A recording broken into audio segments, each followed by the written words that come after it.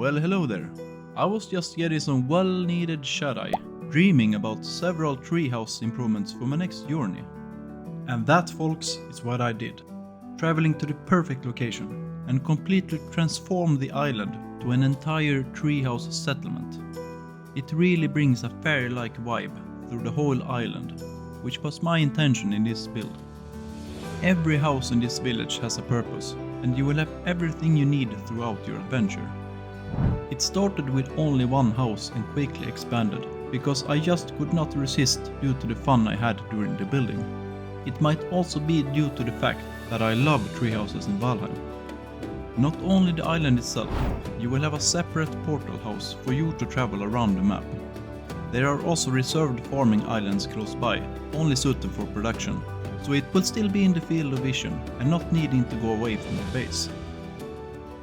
I am going to go through the main steps in this build, so stay tuned for the end tour when going through the houses internally. Everything began when I saw the island was having abandoned ships, which would really make a nice atmosphere in the end. I created 3 different spots for pine trees, so they would look more individual, and then it was just straight on even it out, cultivating and creating the environment. So the first phase was quite simple.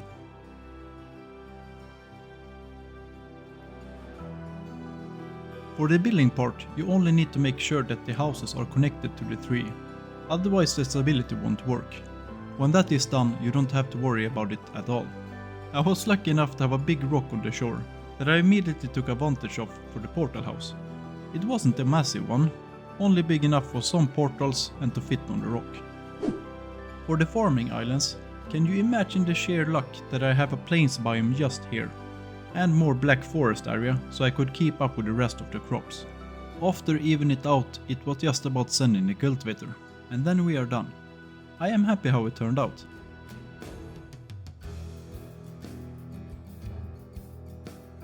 Now we are ready to go for a tour inside. The first house is the initial one I built, which became the headquarters place. I love how the branches are sticking out, although they are blocking a little bit. The bottom floor became the first bedroom, which also gives a little bit of a scouting vibe. Furthermore, we have the cart table, and on the top we have the rest of the beds. I chose the small ones to fit as many as possible.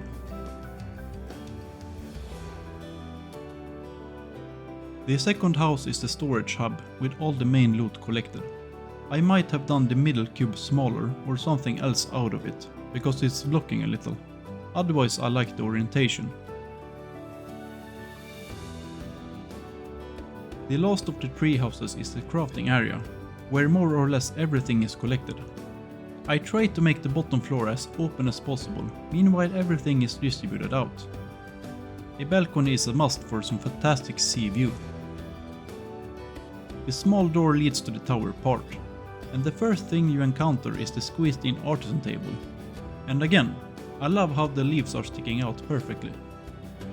On the very top I have the galder table, which really makes the wizard kind of ambience. An additional house I built for the kitchen became a small fishing hut, a cozy little cabin for all the food crafting. Entering from the back side of the house you have the preparation table and some additional storage. Since this is an island, I wanted to create a bigger dock for once, with additional storage to make it easier to drop off loot from the boat trips. Here is also a nice spot for fishing if you like. The smelting area is nothing special. I choose to have it open instead of building smelting houses, as long as they are collected. I built a tiny locker as I usually do in my other videos, for additional storage. And finally, the portal hub, and also the one I built for last.